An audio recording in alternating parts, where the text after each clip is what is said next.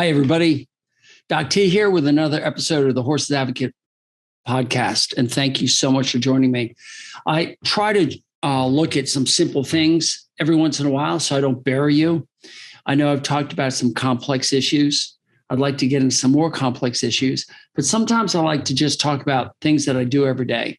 And one of the things I do is I practice old-fashioned horsemanship-based dentistry on horses, which means most of my time is spent removing the sharp points from the horse's teeth. Now, dentistry in the past 10 to 20 years has, I use this term evolves really loosely. Like a storm evolves into something from mild to damaging.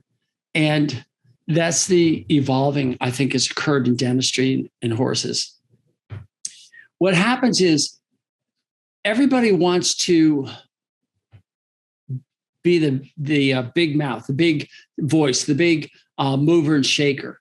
And in something like dentistry, or just about everything else with horses, everyone wants to come out with the latest and greatest. And I've seen it all. I mean, I'm not 100 years old, but I've been around horses for almost 50, and I've seen a lot of things change and a lot of things stay the same. So I have in my mind a list of multiple thoughts that have come to bear on you, the horse owner, about taking care of horses' teeth. It is simply a task of removing excess enamel from the edge of the teeth that are digging in to either their cheek or their tongue and creating pain that causes the horse to alter the movement of its mouth or its tongue. And to me, that really is the essence of dentistry.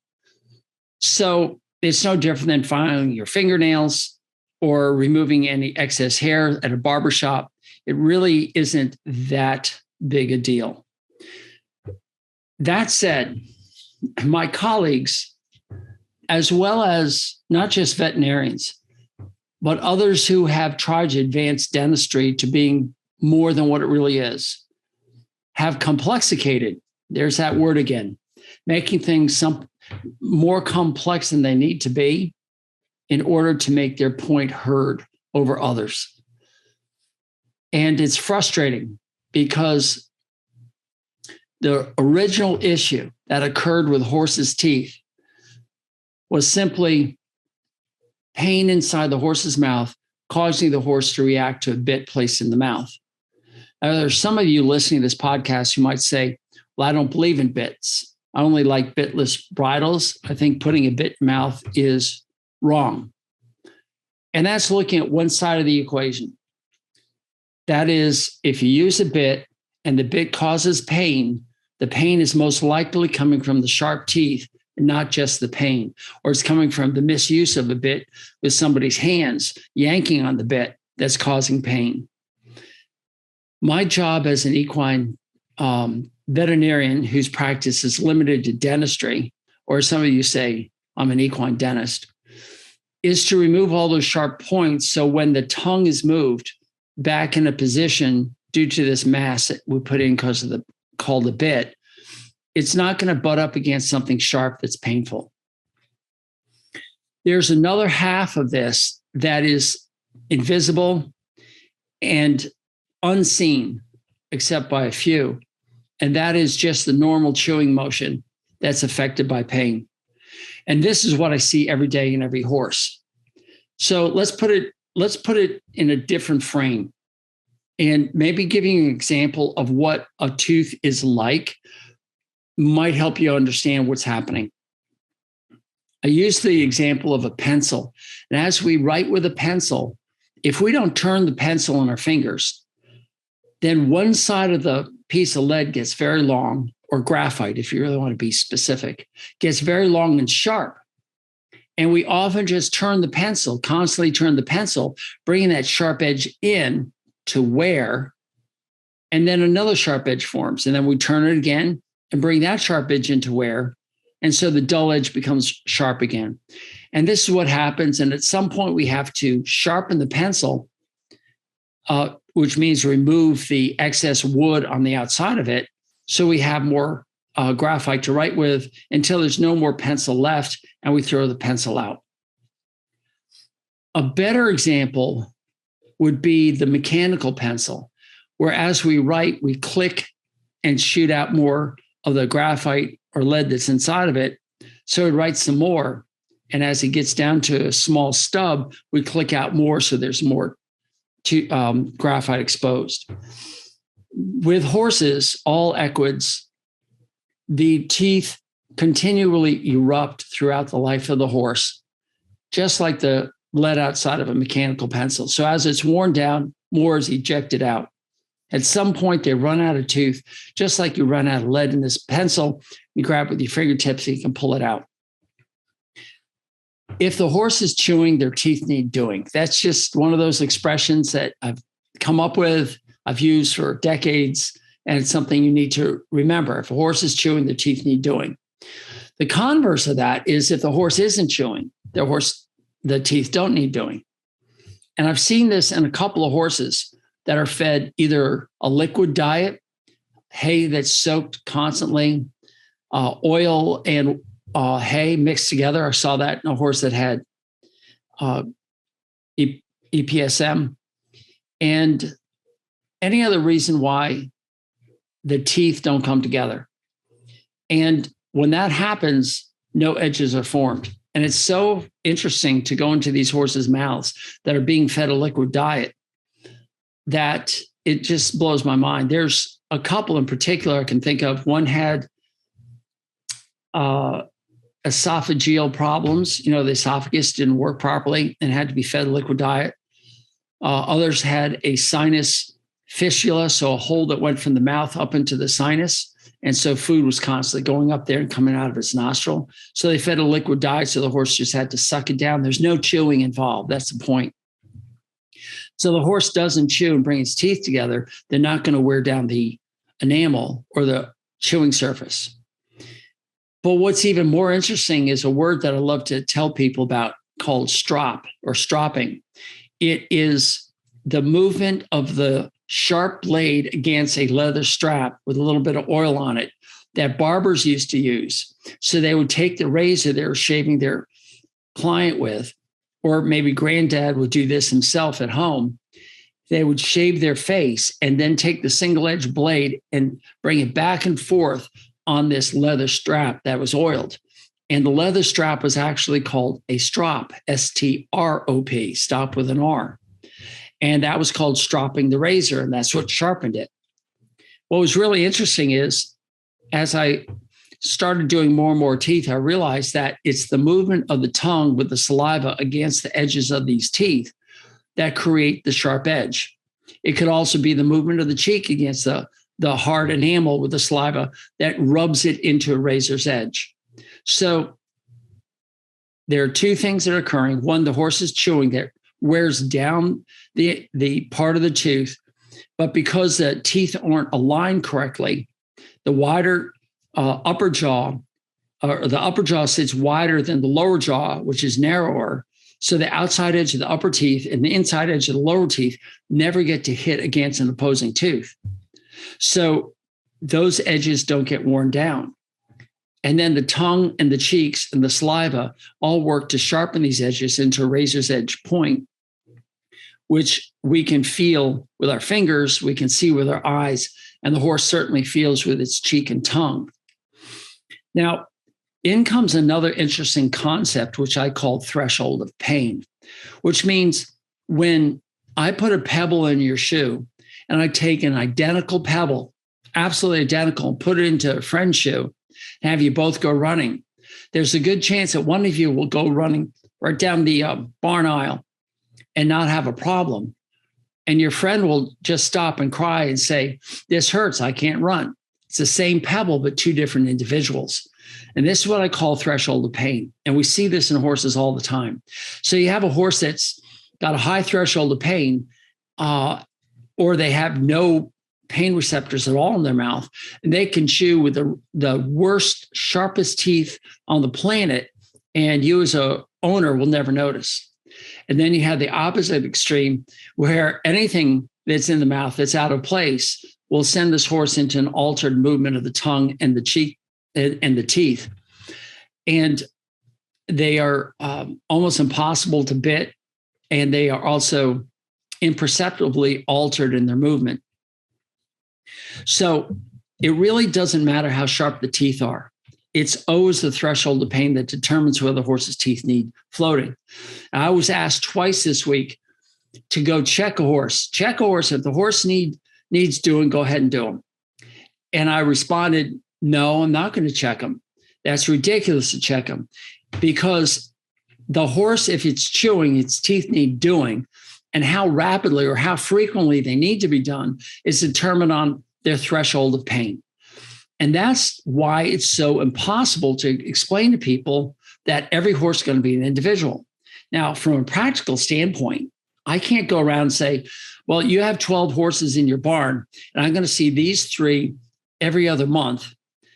These 5 over here, I can do once a year, and the remainder I'll do twice a year. It just doesn't work, because those ones that you go 12 months, sometimes it's not really 12 months, it's like 10 months. And you're investing time and you're investing money to bring these horses through a training process and go show, or you may be plowing fields with them, or you're going on a trail ride and you don't want the horse to be bothered, and you want to do the best for your horse and you don't want them to be in any pain. So at what point does it become painful? So one of the other rules I have is somewhere between 6 months and 12 months, it moves from prevention to correction. And the definition of correction is if I float the horse and take away all the sharp points, and the horse starts to act better, is better on the bit, is better chewing, doesn't spill grain, whatever, then I've corrected something. And for most horses, by the time you reach 12 months, they're at that point. But there's some horses that in 3 or 4 months, they're at that point. And we won't know until we remove all the sharp edges and allow the horse to come back to a point where it says, okay, call the guy. I need him out here to take care of my teeth. And of course, that's different for each horse. And as my a dentist a long time ago said to me, that I should come in after every meal to have my teeth cleaned. And I was kind of funny. And he said, floss every 6 months. So there's some pieces to the puzzle that you as a horse owner can understand. First, if they're chewing, their teeth need doing. Second, it's not how sharp the teeth are, it's the threshold of pain. And third, somewhere between 6 months and 12 months, it moves from prevention to fixing or correction. So those 3 key points that you can think about. Now, there's some other things. For instance, if I asked you, do you like music? Most times you'll say, absolutely. Almost everybody likes music. So then I say, great, let's listen to some opera or listen to some rap. I'm just picking 2 radically different forms of music, and they're both music, and you told me you like music. And you come back and say, no, I only listen to country. So rap and opera are off limits? I mean, you told me you liked music. My point of this little ditty is that floating teeth is an art form, and everyone has a different interpretation of what art form is. I'll give you another example. I put a rock on a pedestal in front of you, and then I start swooning how beautiful this rock is. It's moving my emotions. It's just, this is like, it's bringing tears to my eyes. This is just so momentous. This is incredible. And you look at me and you think I'm nuts. Say, Doc, this is just a rock. I'm looking at this rock as a piece of art. And so it comes to floating teeth. Everyone has a different definition of what a good float is. And the new term that the veterinarians are using is odontoplasty, which plasty just means the change of how you how you shape it into something else. And odonto has to do with the tooth.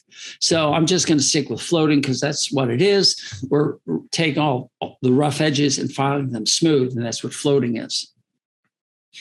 So some dentists out there feel that just floating the upper front teeth is all they need to do. Some think doing 3/4 of the mouth, it gets a good float. Others believe that every tooth in the mouth needs to be addressed and all the sharp edges need to be taken out. Others believe that you have to balance the mouth by filing the front teeth so they become in balance with the rest of the mouth. So the horse is closing its mouth evenly. Some people that there has to be a normal excursion from left to right and right to left that has to be equal. They call that equilibration. And there's probably a couple other theories out there. I have to stress that there's no evidence in science at all for any of these processes being true or not. In fact, the whole idea of floating teeth is only anecdotal, meaning no one has done a scientific experiment that says a horse needs to be floated this often or this way or has to be balanced or aligned. None of it is held up in the scientific community. It's just not there. So all of this has to be what we call anecdotal evidence, which means based on experience, this is what we see. And that's true for what I'm telling you here right now. So I come to you with floating teeth since 1983. So at the time of this broadcast that I'm recording, it is 39 years. So next year will be my 40th year floating horses' teeth. And I've actually counted since 1998 how many horses' teeth I've floated. And then if I go back to 1983, when I first started floating teeth and guesstimate, because I didn't accurately count, I floated between 65,000 and 75,000 horses. Either I've floated or helped float or helped train somebody to float, but I've had my hands inside the mouths of between 65 and 75,000 horses. So I come to you with this experience, this anecdotal experience, plus the scientific background of trying to constantly figure out the processes behind what's happening, what we see with our eyes and feel with our fingers. And I've come up with a couple of things that I've already laid out for you. It's not how sharp the teeth are, it's the threshold of pain. Somewhere between 6 and 12 months, it moves from prevention to correction. But there's a couple things more. There have been some studies done with an electron microscope, which is the type of microscope that doesn't use lights, but it uses electrons to see things very small. And they've looked at the enamel of these teeth, the first teeth up front under the lips called incisors, and the cheek teeth, which are called premolars and molars, the chewing teeth. And they found that there's 3 different types of enamel. This is fascinating. They call it type 1, type 2, type 3, and that's fine. I've taken the liberty of making them soft, hard, and brittle. What I mean by that is horses with brittle enamel are constantly chipping their teeth. And I found chipped teeth all the time. And I just figure it's just brittle enamel, and just over time, it sometimes goes away. It usually does. Soft teeth are in young horses. So under 5, they're very soft. Between 5 and 10, as the tooth erupts out, it moves from soft enamel to hard enamel. I found interesting when they talked about the hardness of the types of enamel, 1, 2, and 3. I don't believe, and I may be wrong about this, but I don't believe they looked at the age of the tooth when they did it. They did look at the incisors and found that was softer enamel than those of the cheek teeth. And this is why the enamel of the incisors are so reactive to the motions, the dynamics of the mouth. And that's what causes the different variations that we see with our eyes. Instead of the teeth going straight across, they can sometimes have a smile or a frown or a slant or a V. I show all these pictures at thehorsesadvocate.com. Shameless plug. But I don't recall them saying that we saw the enamel of a 3-year-old cheek tooth versus a 10 versus a 30-year-old. So it's just my opinion that we have soft, hard, and brittle. And every horse can change. So horses between 5 and 10, they go through that change and the teeth become harder. And harder just means they won't get as much of a sharp edge, or they will get just as sharp an edge, but it might take longer to get there versus me filing with this sharp carbide steel. It's a little bit harder to file that harder enamel. With a soft enamel, they get sharper quicker. And this is why horses under 5 years of age, if you're investing time and money to train these horses, meaning in the racing industry, you want them to go as fast as possible in the straightest line possible from start to finish. You don't want their head weaving back and forth and, throwing their head up in the air because they have mouth pain. And these horses need to have their teeth done oftentimes 4 times a year. This is based on 2 very important things about young horses. Number one, their enamel of their teeth is softer. This is just a rule that I've seen anecdotally. When I see a horse that's 5 years or younger, I look forward to it because they're going to be easier to float with sharp carbide steel blades. Second, the dynamics of the mouth is often not understood well by those show horse people who have never had a young horse, and all of a sudden they get a 2 or 3-year-old in the barn, and it's inevitable. I get a phone call and say, "Oh my gosh, you got to come quick. Somebody just, kicked the front teeth out of my horse." And I laugh and I say, "Is this horse 2.5 years old?" And they said, "Yes." I said, "Well, he just lost his 2 baby teeth up front." And that's 99.999% of the time the case. So the 2 front teeth go, and then the 2 bottom teeth in the middle go, or central, just the very ones underneath. And then they moves out to the middle ones and then out to the corner ones. By 4 to 5 years of age, the corner ones start to erupt out. As far as the cheek teeth goes, between 2.5 years of age and about 4 years of age, they're losing 12 teeth, 3 on the bottom on each side, and 3 on the top of each side.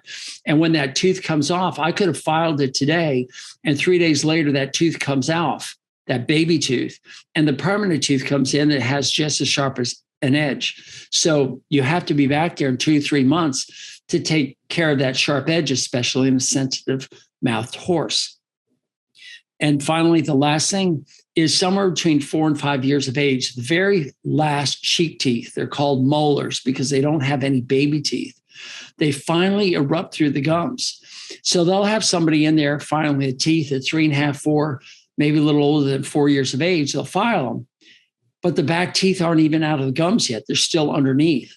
And finally, those teeth do erupt out. And when they do, they can't understand why this horse that was just floated 3 months ago is throwing his head up in training. And that's because the back teeth have just erupted. So if you want to get your horses under 5 years of age floated, be prepared to have them taken care of probably 3 times, maybe even 4 times a year if you want to keep them on track. But certainly once a year's way just doesn't even make sense. Twice a year, maybe. I do believe that horses should go through the teething process just like you and I did. It's part of growing up. Don't worry about it. They'll have a couple of days where they can't chew. They get a cap hung up. I get that. But just let them play out. But if you're competing the horse, or if you're trying to train the horse and it's obvious they've got a problem in the mouth, you need to go in there and remove that cap that's causing a problem. There's one horse that, for whatever reason, hated men, hated vets, hated me. And this horse, when he saw me come into the driveway, was in the back of the stall. And when I walked in the barn, would try to crawl out the window in the back of the stall. Unrelated to me, it wasn't my fault. It was just the way this horse was, scared to death. She called me one day on a Friday and said, "I think this youngster has a cap that's come off and she's having trouble eating. She's tilting her head to the side and all the food's coming out. And what do you do?" And I said, "Well, are you willing to wait till Monday?" Because by that amount of time, there's a good chance that this baby tooth will have fallen out all on its own, everything being fine. And she agreed. She says, "That sounds like a great idea." I mean, seriously, this horse didn't like me at all. That she had to have the horse in with a halter on, lead rope on, before I ever drove in the driveway. And I would call her and say, "I'm here." And she says, "Okay, wait, let me get this done." So on Monday, when she called, she says, "I don't have good news." I said, "All right, I'll be over."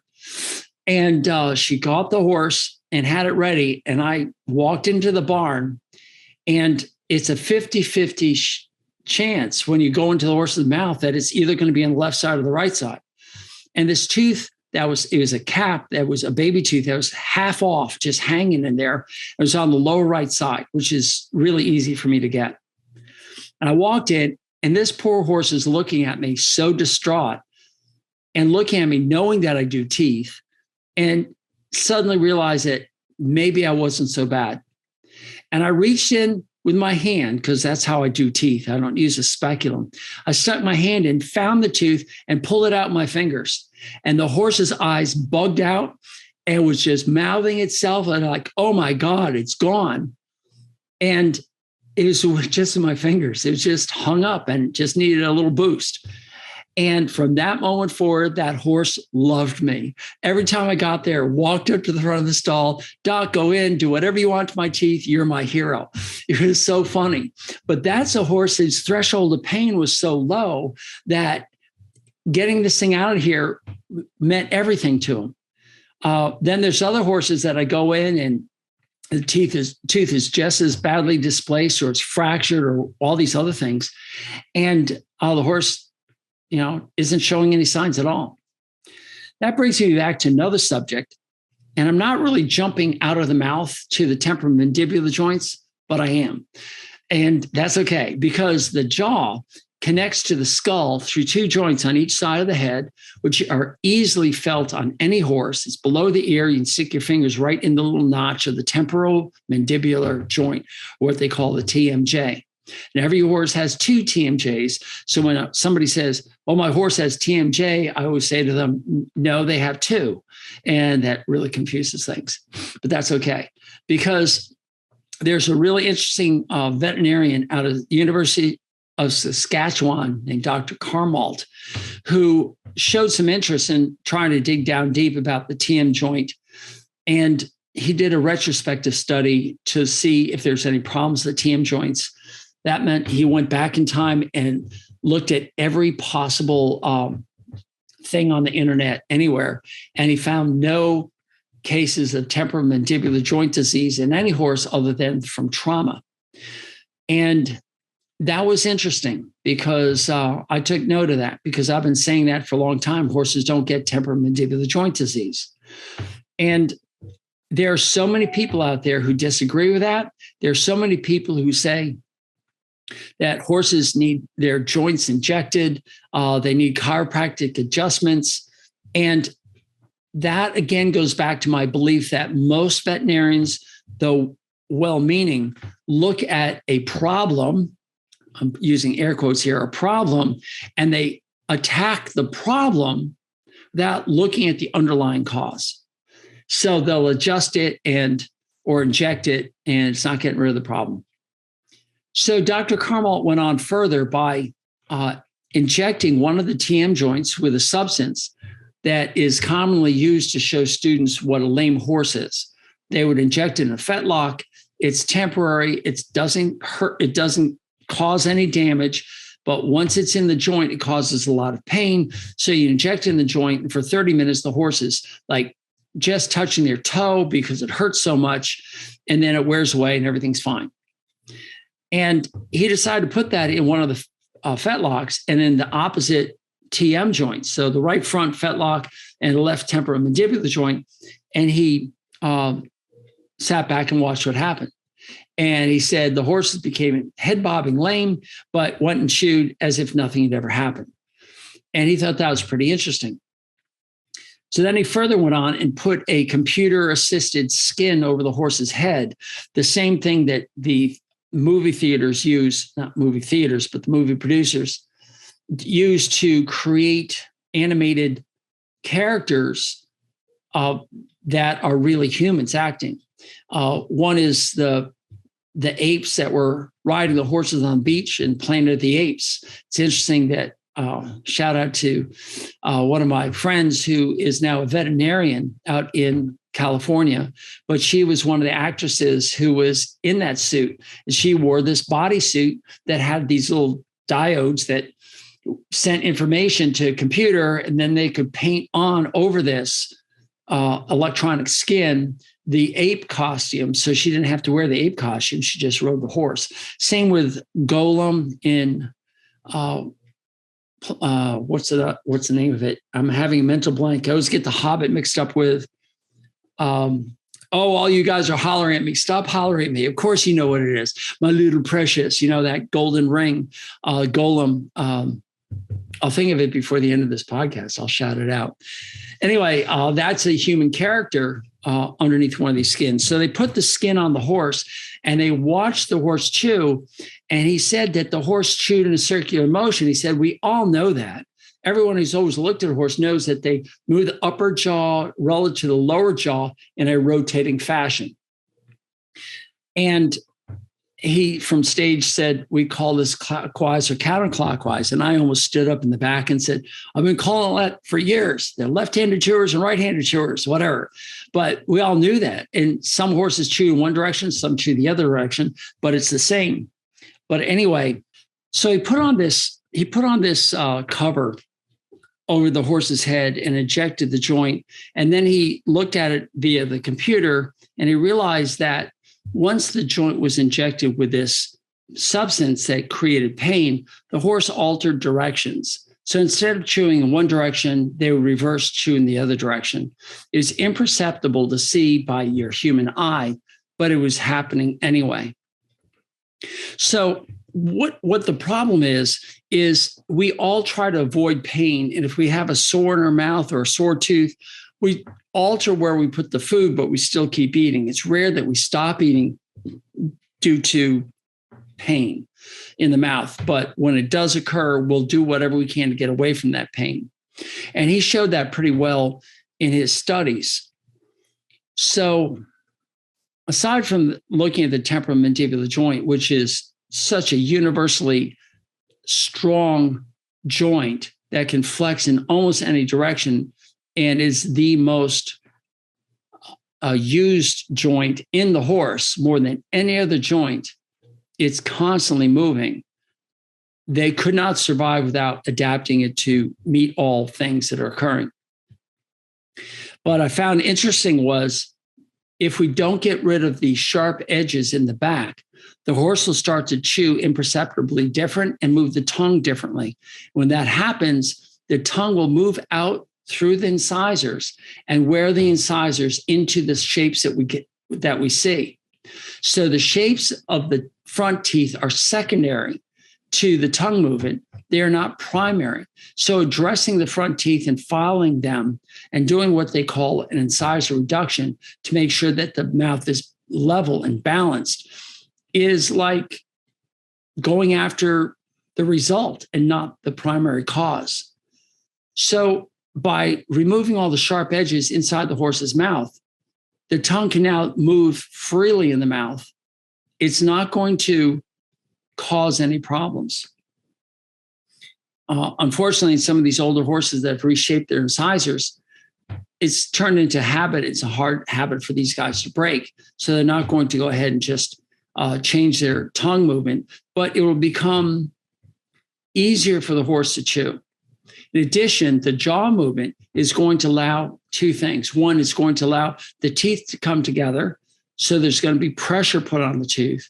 And second, because the tongue can move freely inside the mouth without pain, it's going to move its full force up against the teeth in an effort to clean the mouth. Now, the tongue is often just not even looked at as being part of dentistry. And yet it's probably the most important part of dentistry. If the tongue can't move, there's a lot of things that can't happen. Number one, it can't orchestrate the movement of food from the front to the back. So when that happens, you have a horse that starts to spill grain or wad up hay, and it can't make a good swallowable bolus, and you start to see spilling of food. Two, it doesn't lubricate the mouth properly, so it can't, because it can't distribute the saliva, and the saliva is there to not only lubricate, but to start the enzymatic process of breaking down some of the sugars before it even gets to the small intestine. Third, cleaning the mouth is so important. And if you're listening to me right now, you can do this simple exercise. Take the tip of your tongue and put it anywhere you want in the mouth. Front, back, top, bottom, left, right, doesn't matter. It can move anywhere. It's that flexible. And the horse has the same flexibility. So the tongue is going to move between the cheek and the teeth and clean out that upper area and the bottom area. It can get anywhere and clean out anything. I find that there are some horses that I go into that need their teeth done, and I'll find that all their hay or grass is stuck on one side. Some of them just leave it there. They don't want to even take it out. There's no hay or grass anywhere. The horse hasn't had access to it for 30 or 40 or 50 minutes, and yet they still have it there. They just don't want to get the tongue up there to clean it. Distributing the saliva not only lubricates and helps clean the mouth, it's also loaded with immunoglobulins, and these immune cells come in there and kill all the bacteria. Remember, inside the mouth is outside the body. So it's just an opening to a tunnel that goes through you, and there's thousands and thousands and thousands of bacteria in there. There's, according to, I think it was Texas A&M, they flushed the mouth out and did a DNA analysis and found something like 700 individual species of bacteria, different. It's like 700 different families living in the city. There's just different families. Some are related, some aren't, but they're all there. And the tongue helps to spread the immune cells in there to keep the good bacteria that are in your mouth alive and healthy, and help distribute around and kill the bad bacteria, the dirt and everything that's coming in the mouth. And then it flushes it down. It's killed by the acid in the stomach. So it's really good and important for that. And finally, one of the most important things is it pushes up against the tooth. So as the tongue pushes against the tooth resists that pushing. And as it does, the tooth becomes stronger in the socket. What I mean by that is I'll see a horse that's 30 years old that has never had its teeth done, that has horrible teeth, really sharp. I'll go in and the teeth wiggle. I'll throw a float blade in there and the teeth just rattle. They're all just wiggling like chiclets in a box. And if you don't know what that means, that's okay. It's like pebbles in a can. No, they're still attached, but they just vibrate under the vibration of the movement of the file. So I just gently knock off some edges, and I come back in 3 months and say, okay, we're going to do this job a little bit more aggressively the second time, because the first time we don't want to hurt the horse. And when I come back in 3 months, all that vibration is gone. The teeth have actually firmly attach themselves to the gum, to the jaw, through the ligaments that attach it there, which is just fantastic. And the horse is happier, the teeth are happier, the gums seal themselves off a little bit better around the tooth, and that edge that seals it off basically keeps the dirt and the food from going into the body and causing infections, or what they call periodontal disease and abscess formation. So floating teeth allows the tongue to move about the oral cavity freely and clean everything and keep it healthy. It's so important. And if the tongue doesn't move well enough, then you're going to have a mouth that kind of falls apart over time. You have teeth that come out prematurely. So I think I've covered a lot of this stuff. I know I'm probably blowing a lot of people's minds because you don't think about the teeth, but floating teeth is so important to the horse's health. And what's addicting to me, and what I've seen every day that I float horses' teeth from the beginning of time to yesterday, is that when I float the horse and I take some of the edges away, the look of gratefulness, the understanding that the horse says, oh, wow, that feels so good, thank you, is frankly addicting to me. You can't see that if the horse is automatically medicated and it's just sitting there like a drunk. They won't show that. But if they're not medicated and they're allowed to express themselves, the good side of this expression comes out of gratefulness and thankfulness, and the yawning and the moving the mouth and the movement of the tongue. And then they shake their head, and sometimes they shake their whole body, and they're just like, oh, their head is down. People going by think I've medicated the horse. It looks like it's sedated with his nose almost on the ground. They're in just such pain relief. It's just amazing when I see it. So I have a friend over in Singapore who he's an Australian fella who it floats teeth in China and Japan. This was before COVID. I don't know what he's doing these days, but he would float teeth of Mongolian horses, which are pretty much untouched by humans as far as breeding goes, but they were in stalls and they're being used. And he's floated the thoroughbreds in the Japanese racetracks. And he says, I can't tell the difference between the teeth of these highly refined thoroughbreds and the unrefined, unmolested genetically Mongolian horses. They all seem to be doing the same thing. And I agree with them. I've seen all asses and mules and all breeds of horses, and from minis to drafts. And almost all of them do get sharp edges, and almost all of them show relief once the sharp edges are gone. It's truly one of the most effective things you can do to bring comfort to a horse on a very minor but daily basis. And some of the horses just look forward to seeing us the next time. Oh, yeah, I remember you. This is the horse that killed the last 3 guys. Yeah, but he likes me because I took his pain away from his mouth. So it's kind of cool. What else can I tell you about teeth? There's so much. Sometimes I forget some of the things. I don't want to overwhelm you with all these things. I do believe that floating teeth is an important part. I think floating teeth, taking away the edges, are important. I think how the teeth are floated is less relevant now than it used to be. In the beginning, when people came out with power tools, they were aggressive. Horses couldn't eat for weeks. And now I think they've mastered how to use the power tools. It's only enamel against carbide steel. And whether you use the muscle in your arm or the muscle behind an electric tool is irrelevant as long as the tool is used and properly applied. I think that with training, you can approach any horse and get the teeth smoothed out without having to medicate them. My colleagues in the veterinary profession believe that you have to medicate everything. You have to open up the mouth wide, and you have to clean the mouth out and use a light source in either an endoscope, which is a fiber optic viewing device, or mirrors. And you have to look for and try and get every aspect of the mouth inspected and analyzed, including the depth of decay or any perio pockets. And I find that while that information could be great for data collection, it really has no practical aspect. There are some dentists out there who believe in filling dental caries with things that are used in humans. And that was advocated a long, long time ago. And then the AAP came out and said, no, this is ridiculous. The horse chews too much and the fillings just come out and we shouldn't do it. And then just recently, I found that there's some people in Europe who are doing it and think that it's really important. But no one's looking at the cause of decay. And I know in humans, they found that the cause of decay in children back in the 1930s in Brooklyn, because they were seeing just a huge case of dental caries in children, they finally realized that it was feeding them oatmeal that was causing it, because the sugars of the oatmeal plus the stickiness of it just kept the bacteria that caused the decay to occur.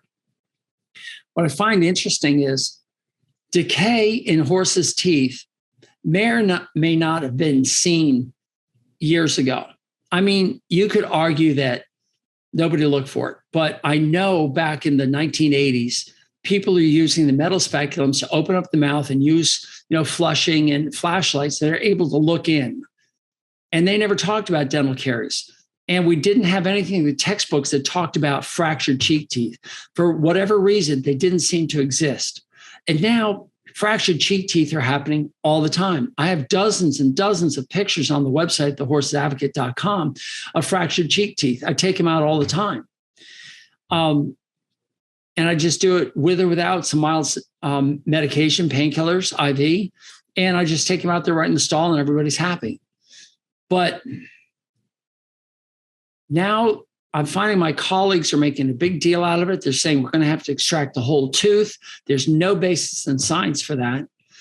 And then they say that you need a light source, you need to accurately diagnose these things. And I'm like, no, just take the fractured tooth out and file up the sharp edges and let the horse go. And every horse I've done that to since I've started seeing fractured cheek teeth have done just fine. So what's the truth on this one? And more importantly, what's the cause on this? Why are we suddenly seeing decay and that moves to fracture of these cheek teeth? No one's addressing that.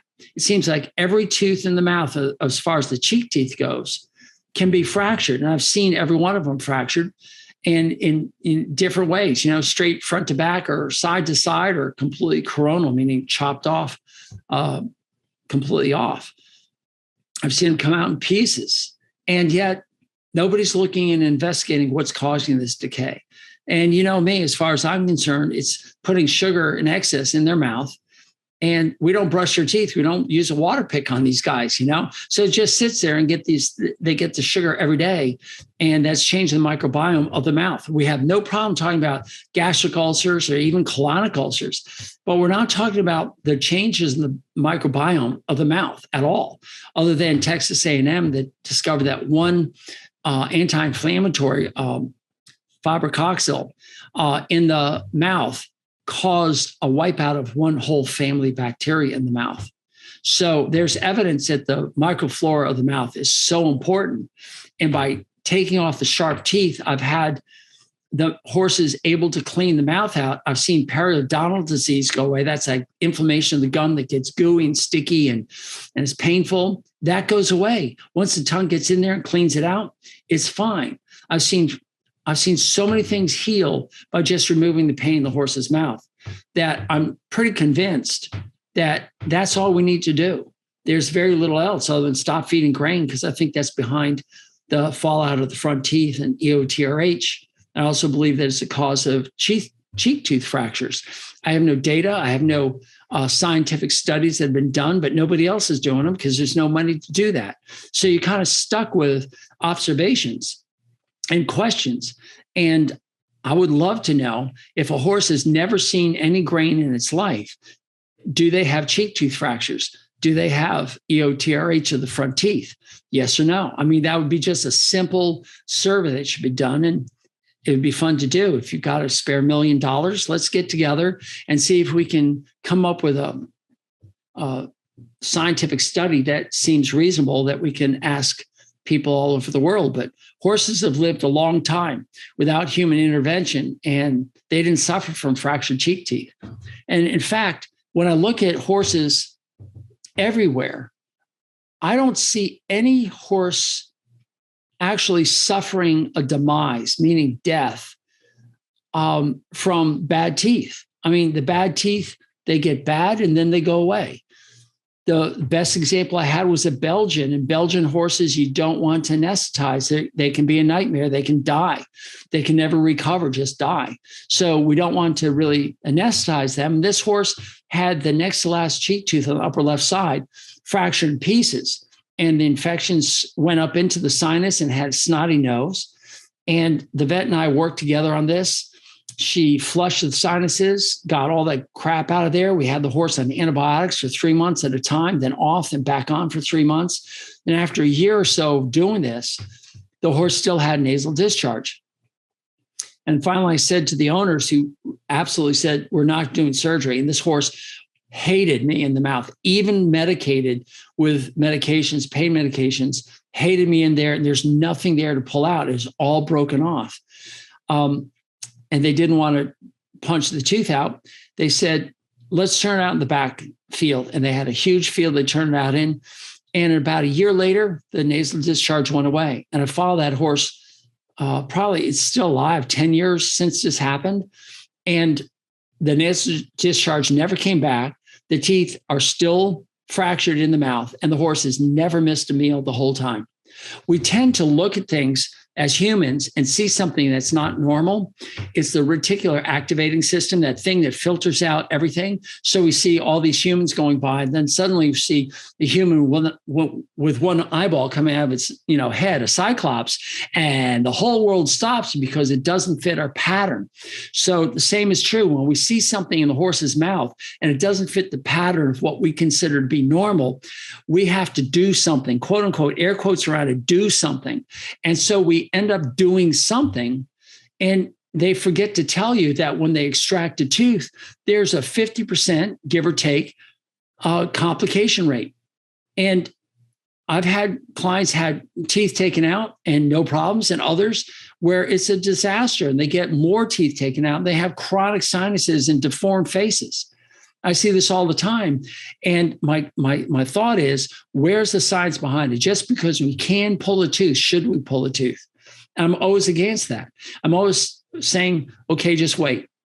If the snot is coming out of the nose and you don't have the stomach to clean it up and be patient, then fine, do the surgery, go to your surgeon and have it done, and good luck. Have them be honest with you. What's the complication rate? And no one says there's no complication rate. There's always a complication rate with pulling teeth. But a lot of people are getting pretty good at pulling out teeth. But the question is, does the tooth have to be pulled? I had a lump on a lower jaw on a horse that was Olympic level.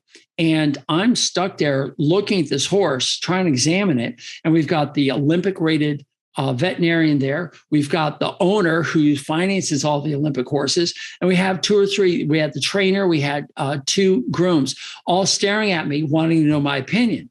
I said, there's nothing wrong inside the mouth. All you've got is a lump here and an x-ray that shows that there's some sort of fluid around this tooth. And to me, that's not evidence to pull the tooth. You're much better off just waiting, using the antibiotics, and see what happens.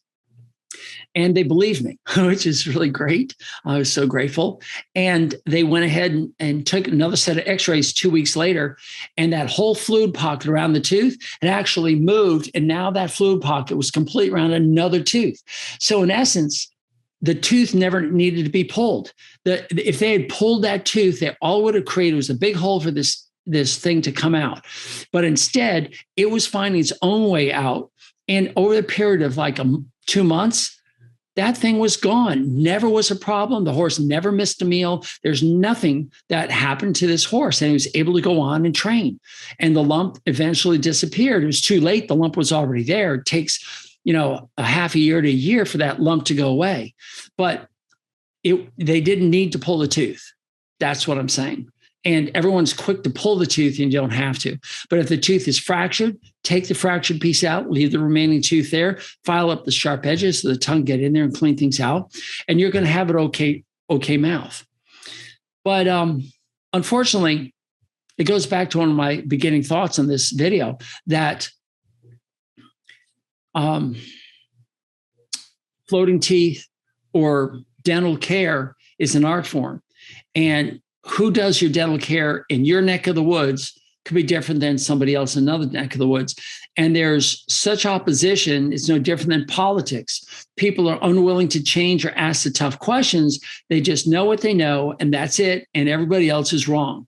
And I'm trying to be really diplomatic here and say, look, we don't really have all the answers. We need to do more investigations. We need to understand that. Should we pull the tooth or shouldn't we? What are the outcomes if we don't pull the tooth? What happens if we don't float the teeth versus float the teeth every 3 months versus every 6 months versus every year? How does this affect all the horses? And nobody's willing to do those kind of studies. So all I've got left is to look back on the 75,000 horses that I've done and say, okay, what have I found? And this is what I found in my practice, that most horses are grateful when the sharp edges are gone. You have to remove all the sharp edges from all the teeth, and you have to be patient. If you see a problem in the horse's mouth, it's usually taken months to years for that to happen. And it's going to take a while for it to go away, to correct things if you're suddenly changing course and starting to float teeth if you haven't before. So I always tell people it takes 2 to 4 floats every 6 months, which is like 1 to 2 years before the horse starts to finally chew in a regular routine pattern, and that the exam of the sharpness of the teeth becomes more of a regular routine observation rather than, oh my gosh, you've taken the sharp teeth away here and 6 months later they're sharp over there because the horse is still moving his tongue in an odd way. This time it's because of lack of pain. So it takes 2 or 3 years of routine floating before the horse finds what I technically call the groove. So I come up with some funny things. Speaking about funny things, I've got a lot of funny ways of saying things. One is old horse tooth, which is horses that are 17 years old and sometimes 16, but certainly 17 on up, may wear their first bottom teeth down into a very, very sharp edge. And it's because they're going into the root system. So the enamel has a different configuration. And these teeth can become so sharp that an older horse is maybe 30. It's the only two teeth that have to float with all the other teeth doing fine. It's the first bottom cheek teeth that I call old horse tooth, 17 years on up. Another thing that I've noticed is half the horses out there have excess fat laying on the bars of their mouth. The bars, if you don't know, is that space between the incisor teeth and the cheek teeth. It's where you put the bit in the horse's mouth. There's usually no tooth there. So that excess fat can roll up over the first cheek tooth when you pull back on the bit. So half the horses have it, half don't. Of the half that has it, half of those could care less.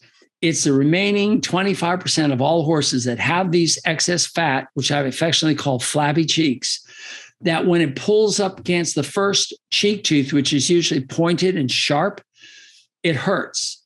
And our job as equine dentists who do floating is to round that first cheek tooth up so it's no longer pointed like the bow of the Titanic, but it's rounded like the shape of the bow of a tugboat. So when the fat comes back against that, it has a place to go.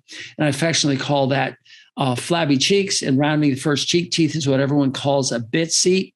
But when asked what a bit seat is at one of the AAP meetings that I went to, nobody had a good answer. And finally, I kind of gave them this whole spiel of what it was. And everyone fell silent because nobody had actually discussed what this rounding of the first cheek tooth is all about, but getting it to be the bow of the tugboat so it doesn't pinch the fatty tissue. And of those horses that disagree, some of them are say, hey, be careful. And other ones say, you touch that again and I will kill you. And they actually have to be medicated just to get the first bottom cheek teeth done. So that's old. That's flabby cheeks and old horse teeth and canines. Those are those four teeth that are sitting in the interdental space of male horses. I say male because it doesn't matter whether they're intact stallions or they're gelded, they'll have them. On occasion, you'll find a mare with canines, and they're usually confident horses. They're easy or hard to work with, but they have a more stallion-like personality. They can stand off and be aloof and could care less about the rest of the crowd, or they could be the bully, the alpha mare, as they call them. And they usually have just a little bit more male hormones. And I personally love working on them because they are very, expressive, good or bad. And at least you know where you stand with a stallion. He'll let you know if he likes you or not. And these mares with canines, they'll do the same thing. They usually are very good to work on. Wolf teeth are those extra teeth that hang out usually on the top jaw, but they can also occur on the bottom jaw. You can have anywhere from none to 1 to 2 to 4 wolf teeth. And do I extract them? If they're on the bottom and you're putting a bit in the mouth, yes. If they're on the top, and whether you're putting a bit in the mouth or not, I do a wait and see, because to pull them out, oftentimes I need to medicate the horse, and oftentimes they fall out on their own. Oftentimes, if you drop the horse down to castrate them, people pull them out then. I don't think it's a big deal. Some of them can be as big as a regular cheek tooth. Some of them can be very small and painful. Some of them never erupt out, and they're in an unusual location. They're usually an inch in front of the first cheek tooth, an inch or 2.5 centimeters. And they lay horizontal to the gum line rather than vertical, so they never erupt out. They're called blind wolf teeth, and some people make a big deal out of them. I just push them with my finger. If they're not painful, I leave them. I'm not really concerned about them because, again, it's another major surgery to take them out, and it's unnecessary surgery, and they're not hurting the horse usually at all. So I think I've covered just about everything. I'm sure I'm going to think of something when I'm done. I'm sure you guys, if you're taking notes on this, have some questions. I do have all the answers written in my blogs on dentistry at thehorsesadvocate.com. If you're really interested in knowing more, if you become a member of the Horses Advocate, you can take the dentistry course I put together that teaches you the fundamentals of equine dentistry. I have everything there. And if you want to actually learn how to do it this way, what I call the old-fashioned horsemanship style dentistry, I do have a course on that. I have several people who want to learn that. Doesn't matter where you are in the world. The content is online, so you can take the course and dig down deep and take the quizzes and test yourself. And then if you want to come to Florida and do hands-on training, maybe I'll do that. It's just so consuming of my energy and my time. I'm exhausted after those 5 days. So you pretty much really want to have this. Beg me for it, and then I'll have you come here. But other than that, every horseman should know about teeth. It's important, but unfortunately it's out of sight. At least you can see the hooves and see them going bad.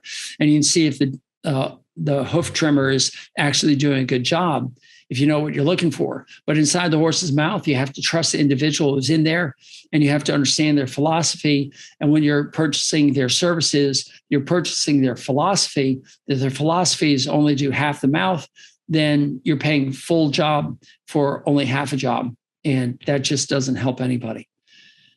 So I guess that's it for dentistry. Doc T here. I'll pick another subject next week. I'll probably dive back into something more molecular because I think that affects every part of your body. And I think we want our horses to live a long time and be healthy. So I'm going to try and dive into something a little bit more deep. Or maybe I'll just go off on another tangent. Or maybe you guys will let me know what you want to hear. Go to Apple, go to Spotify, or go to whatever you're listening to. Leave a 5-star review. Become a member of the Horses Advocate. Leave a review there. And let me know how I'm doing, what else you'd like me to talk about, and see if we can solve all the world's problems of our horses and help them thrive in a human world. Thanks, Doc T, and we'll talk to you later. Bye. Hey, everyone. Doc T here. Thank you for listening to my content. Would you do me a huge favor? Would you please subscribe, comment, like, thumbs up, and give a star review? However it's presented to you, I want you to do that. There are 2 reasons. The first, of course, is to improve this product. This way I know what you like, what you don't like, what I can improve upon, what topics you want me to cover. But more importantly, it's also going to help others find me. And by doing that, you are now engaged in this mission of helping horses thrive in a human world. By you helping, we can reach others. And that I would be so grateful for. And remember, go to thehorsesadvocate.com for updates on this information. Thehorsesadvocate.com. And again, thank you so much for being here. Doc T out.